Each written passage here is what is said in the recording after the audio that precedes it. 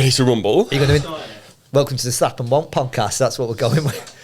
Are you introducing it? Yeah, I can introduce you. Yeah. So yeah, welcome to the. I'm just leaning in. Yeah, just be normal. It's back. Just be normal. This is some of the predictions we was on about. This is the predictions, Jim, that we was on about. Yeah. You get the clap. I like the clap. So welcome to the Wonk and Slap podcast. It's Slap and Wonk. Slap and Wonk.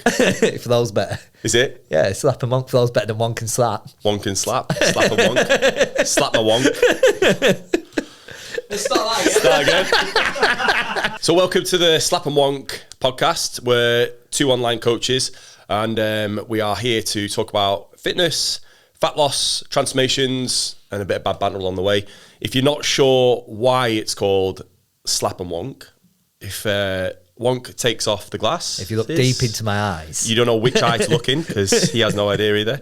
So hence that's where Wonk came from, and Slap came from you basically saying my hairline is shit. So the non-existent hairline. Slap head. So Slap and Wonk was born. It's wonderful complimentary names. Yeah. So yeah, let's get started. Let's so we're just going to talk over everything, aren't we? Like some of our beliefs, what we don't believe in, what we do believe in, why we do certain things and take the approaches that we do. Yeah, what we do with our clients, what we don't do with our clients, what works best with our clients and our experience, what we do with our own training. So yeah, we'll get into quite a few topics over the next couple of episodes. But today we're going to basically touch on why we like to diet our clients fast and not take the slower approach, which some other coaches like to take, and why it's worked so well with our clients. So take us away, Wonky boy. Take us away, Wonky boy. So like the reason we like to get into like that aggressive diet is like getting in and out of that dieting phase is because it's boring dieting for that long. Like I would rather diet for 2 or 3 months as opposed to like a year. Yeah, you get like some of these coaches that obviously say make it sustainable and diet for a year or two, but it's boring. And no one wants to feel like they're eating dust for like 2 years. So I would rather get my clients or our clients in and out of that dieting phase, and then we can really focus on maintaining them results then. Yeah. And then building off that as opposed to just dragging it out for such a long period of time. I think like you know as well, like when you've got into any form of diet, like photo shoot prep or just a diet for a holiday, whatever it is, you don't want to be hungry for as long, like longer than you need to be. So I think over the years when we've done it with our clients, of course, there will be cases where we need to go a bit slower for people. That's fine. The circumstances, preference as well, because I think you have to be committed to going relatively hard because you have to be prepared to be hungry. You have to be prepared to put the work in, be consistent. But then at the other end of it, you know you're going to come out with extra calories. The freedom's there. You can put the focus on training more and actually changing your physique instead of just going around, which what most people struggle with is going round and round, fat loss, put it back on, fat loss, put it back on. And I think that's one of the biggest things was people say like, if you diet fast, you'll put it back on. But I think that's a load of shit because if you diet properly and you learn the habits along the way, the sustainable habits, that's where I think the sustainable comes into it. That's where you're going to be able to hold on to the results after the diet because you'll be doing those habits consistently afterwards and you will not fall back into the bad habits that put you in the position that you needed to diet in the first place. Well, that's the thing as well, and that's something we try to harp on with a lot of our clients as well, is teaching these habits as we go along.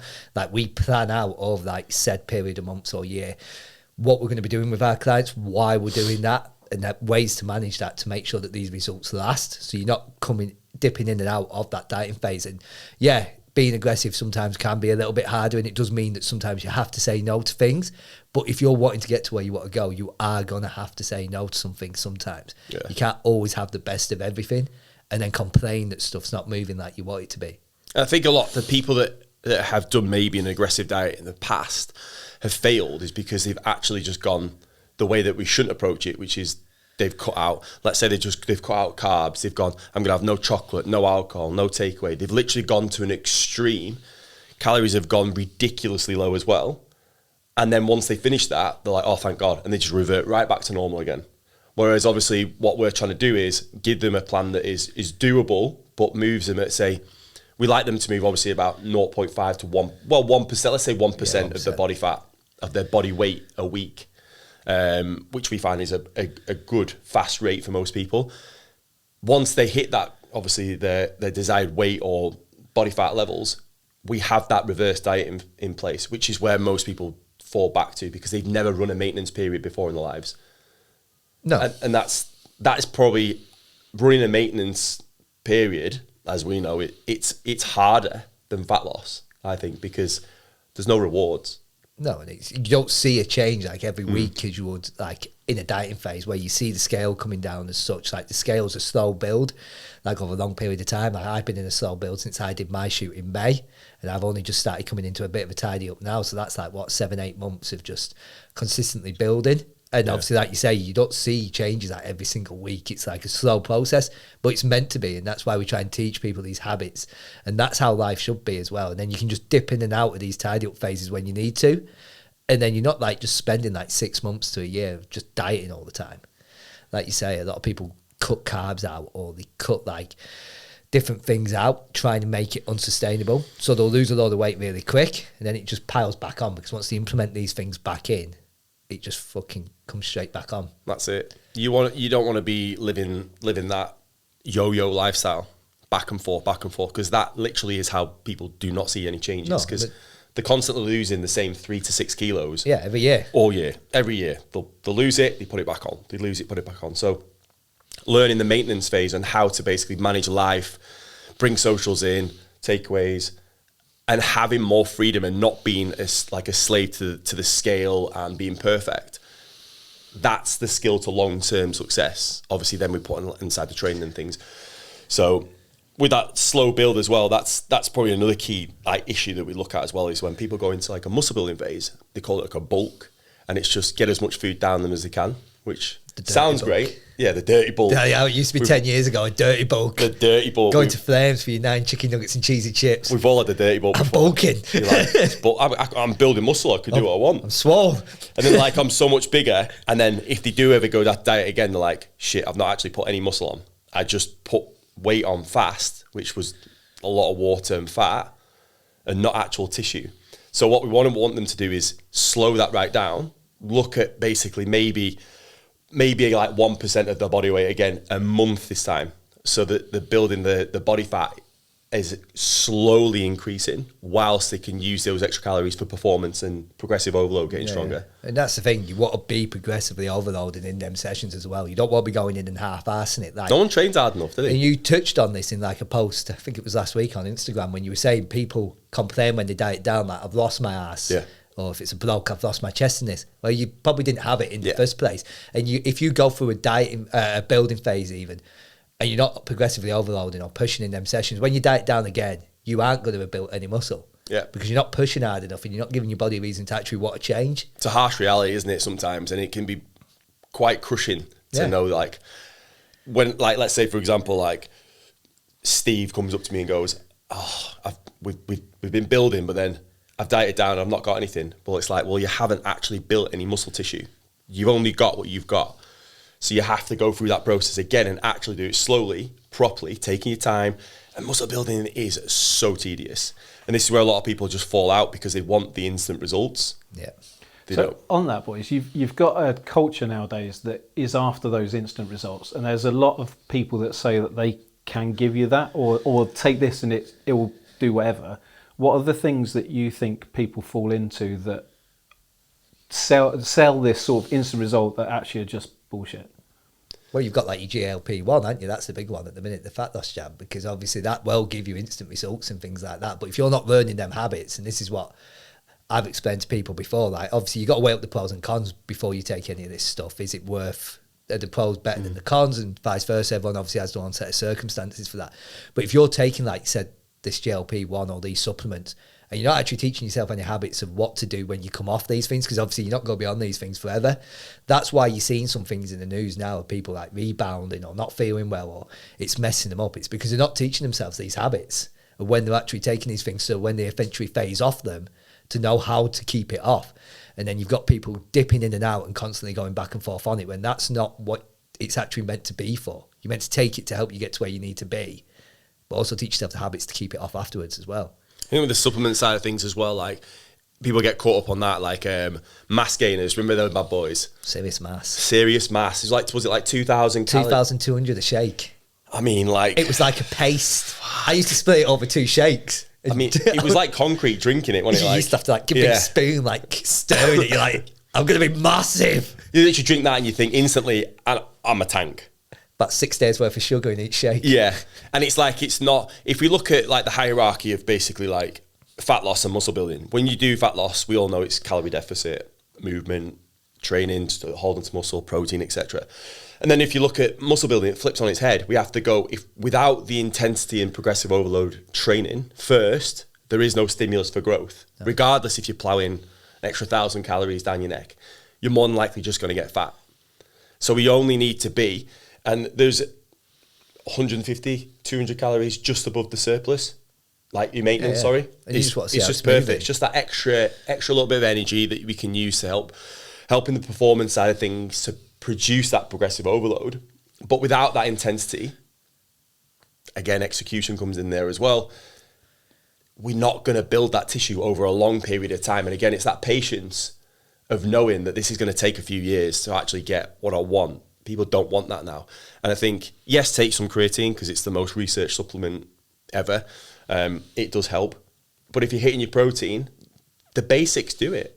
And I think people don't want to hear that nowadays. They want the quick results. They want the jabs. They want the supplements that promise X, Y, and Z. Well, you see them all on TikTok and that now as well. They're taking gear and that, like, and everything else, which, again, you obviously have your circumstances why you might want to do that or not. But some of these people are doing that when they've only been training for about 3 or 4 months. And you're like, you've not even really trained. You've got so many gains to come, yeah. You've not even trained. And you're like, I'll just hop on gear. But it's like, well, you're just going for a quick fix. And again, you're not going to teach yourself the knowledge or the basics that eventually, if you do come off it or whatever, to actually maintain what you've actually built or keep some of it. Yeah. You're just gonna drop down, and it's silly. There's so much to learn going through a transformation of like your nutritional knowledge, like the calories, the macronutrient values, the micronutrient values, meal timings.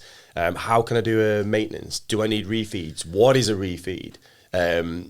Just all these balancing acts and things, understanding that they contribute to your knowledge and habits of holding on to results and seeing change year after year instead of being stuck where you're at.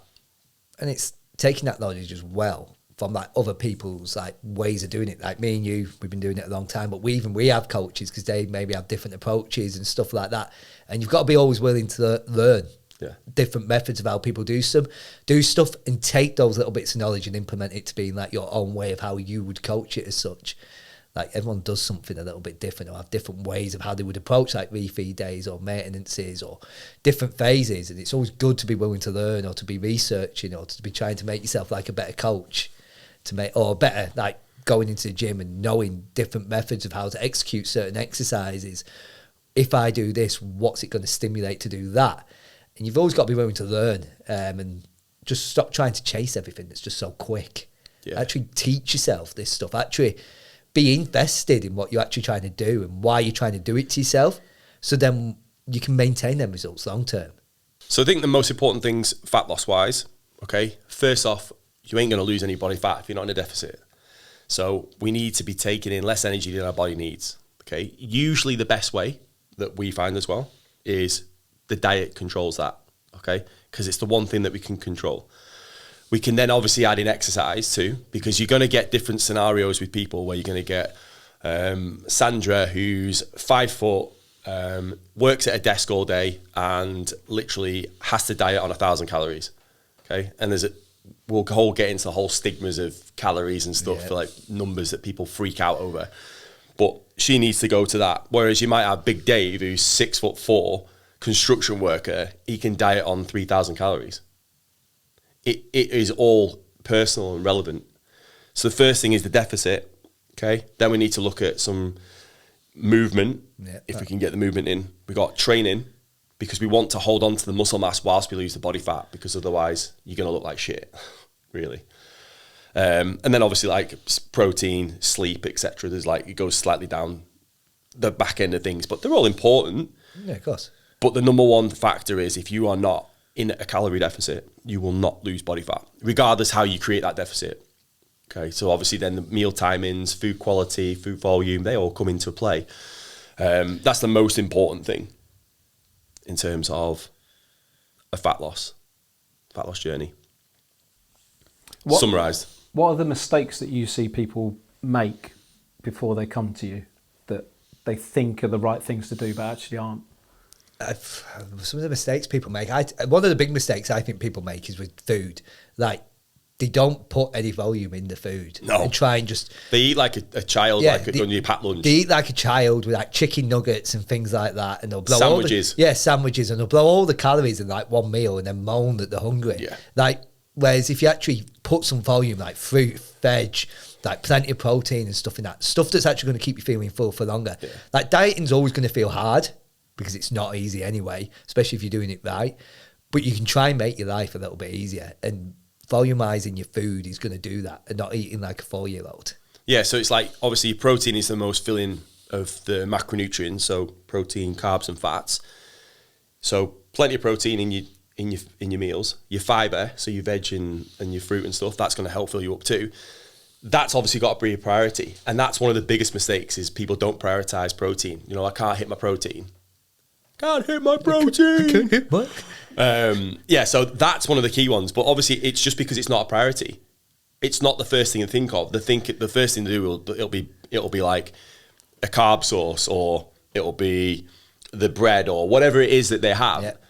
There's like very little protein, like 30 to 50 grams a day, which is absolutely should be in like one sitting. Yeah. Do you know what I mean? So as soon as that mindset shifts, the first thing we're thinking of is the protein on the plate, the veggies or the fruit, and then we build from there. You're like, actually, I can get a shitload of food in for whatever calories I'm on. And I think a lot of that as well comes down to poor planning. Like, not planning what you're going to be having through the day and stuff like that, and trying to wing it. So, especially if you've got kids or you work busy hours and stuff like that, if you're working busy hours and you don't have an idea of what you're going to eat, and you're not getting on to like 8, 9 o'clock and you're starving, you are literally just going to grab the first thing you see. And this is why it's important that you kind of have an idea of what you're going to eat and when you're going to eat, because it's going to make your life easier. You know, one of my biggest peeves is people that go, I don't have time to track. It takes like 2 seconds. Fuck off. Like, it literally takes 2 seconds to track. The weighing scales are on the side. I put my bowl on it. I press 0. I pour it in. What's that? 5 seconds. And I've scanned the barcode and I've put it in. It's pressed tick and it's done it. I don't have time to fill my data tracker in. It's a line. Yeah. On a sheet. It takes 30 seconds. It's crazy how people will find excuses as well to not do things. But again, maybe that's an educational thing, or I don't know, finding goals and the right person and it's accountable. Building them habits as well, like we say, isn't it? Of course, but I mean, tracking food for the majority of people that want to get into, like, let's say photo shoot shape, it's going to be a pretty massive part of things, because we need to have that kind of accuracy and data to be able to work with it. But if you're not, it's like anything. If you don't manage it, you can't measure it. No. I think one of the things you will agree as well is when they say they're tracking, but they're not tracking everything. No. They're not tracking everything. They're going, that won't hurt. The best ones are the ones where they post it all on Instagram on the stories, and then you look at the thing and you're like, well, that's not on there. I'm like, oh, yeah, I saw it. Oh, yeah, you just showed me. I saw it on your Instagram story. Yeah. You fucked yourself in the foot there, didn't you? Oh, yeah, it was meant to. Yeah, of course you did. That's why your weight's gone up. Yeah. Like, you're using generic entries in MyFitnessPal as well. And generic potatoes. What's a generic potato? MyFitnessPal is just a database for people to be able to, like, put things in. So you've got to go off the barcodes on the packaging, or manually type it in off the back of, like, the nutritional information. Or the quick add, and actually put the macronutrients in there so it adds up properly. So it's taking a bit of. I think it's basically something like it's creating the standards that we want. Like, we tell our clients that we want them to have high standards for themselves all the time. And that doesn't mean you need to be, like, hyper fixated on everything and always 100% on, but it's holding yourself to a standard all year round, every year, no matter what comes at you. You have certain habits and standards in place that you hold yourself accountable to. And that's how the people that are in shape stay in shape. Yeah, and I think the longer you do it, the easier it gets. And there can be times where you don't have to track your food as such. Like, me and you could probably not track for 6 months and probably still... But how many years did we track our food to be able to come to that? But then we could do it for not 6 months and probably weigh similar, within a kilo maybe, that's or two, a skill of where you are now. Yeah. So it's not like you have to do it forever, but you need to do these basics right for a long period of time and be consistent to give yourself the knowledge to be able to do this. Yeah, it's an absolute skill to be able to eyeball food for 6 months of the year and stay within 1 to 3 kilos of your, that's like, about 600 calories, that. Yeah, because you've spent years building up the skill set of looking at food going, that chicken's about 200 grams. It's like, oh, that's going to be about 40 grams protein, etc.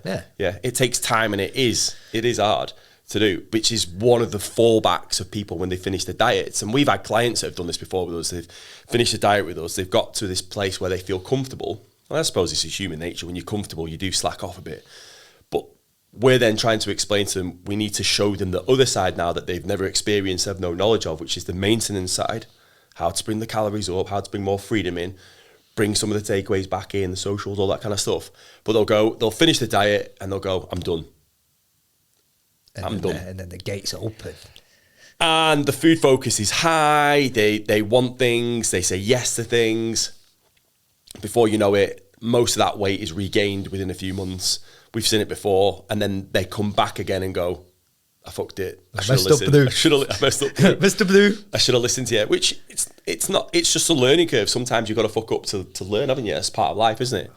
But it's if you keep making these same mistakes. That's the key. And then obviously coming back, doing it again, and then leaving again, and then obviously doing it again. Like, you're not learning. That's why we're getting into the fat loss over and over. You spend your life dieting because you'll diet, lose 5-10 kilos, but then put 15 kilos back on to then diet and lose 10 kilos again to then put another 15 on, and you're like, that's not what it's meant to be. Yeah, it's got to be phases, which is why we map out we use a roadmap for our clients, don't we, for the year, where we'll go, right, the 16 weeks here, we've got the dieting phase, we're going to be aiming to lose X amount of weight, and then once we've hit that goal, we're moving into the maintenance phase where we're going to bring the calories up, we're going to focus on training the performance a bit more, then we're going to build on muscle building. We're going to have a muscle building phase for 4 months where it's whatever focus they want.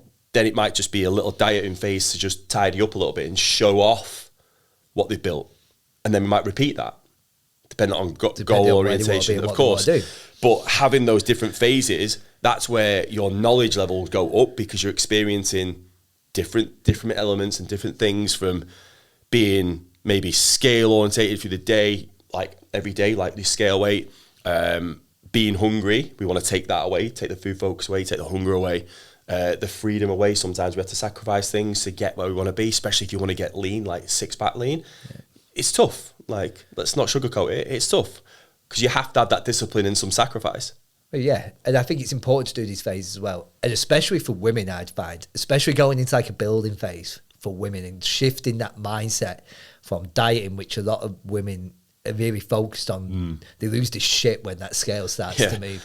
And I think it's really important to go through these phases to teach them, look, we're getting some muscle on that body. We're teaching you to not always just be obsessed with food, calories, scale, weight. And this is part of the process. And once you can get over doing these processes and doing them a couple of times, like dipping in and out of dieting phases, building phases, it's only going to help going forward. Like, and it'll stop you feeling like you need to constantly diet because the scale's gone up by that 0.2 of a kilo. Yeah. And you want to fucking kill yourself. Like, just chill out. That's what it's doing, what it's meant to be doing. Yeah. And it's having all those tools under your belt as well to be able to do it long term. Yeah. That's crucial to long term kind of like success. Even maintenance or development, whatever it's you're after. Instead of going round and round in circles, jumping on the next fat loss trend. I went full keto. Full keto. You eat a Chinese and put 4 kilo on. I do. Yeah. That did happen in London. Yeah. I ate a Chinese and put 4 kilos on. I said to him, I was like, look. His body just sucks it up. It just sucks it in and turns it to water. He's like, how am I 4 kilos up? I only had a chow mein. It doesn't help that I got that first day. I drank about 8 litres of orange juice from Sainsbury's. We got in Sainsbury's. I've never seen anything like it. It was about 10 o'clock at night or whatever it was. Got into Sainsbury's and he's running around for a drink. And there's this fresh orange. You put the oranges in and it does it proper squeezed. He must have drunk 3 of them. I was like, are you all right? Like, you haven't paid for it yet, and he hadn't breathed. I was so thirsty. It was like all the MSG, and he's like... I still didn't pay for the 3. I just took the one up again when it was full. I was like, there you go. I've never seen anything like it. That MSG got me. We'd been on the underground. I was dry. Brilliant. Candy's flip-flop in your mouth. So we'll wrap it up there. And if there's any topics or questions that you kind of want us to cover or go over, just stick a comment below and we'll cover that in the next podcast. I'm Wonk. This is Slap. And we'll see you next time. Slap and Wonk out. We are out. Cut the tape. Done.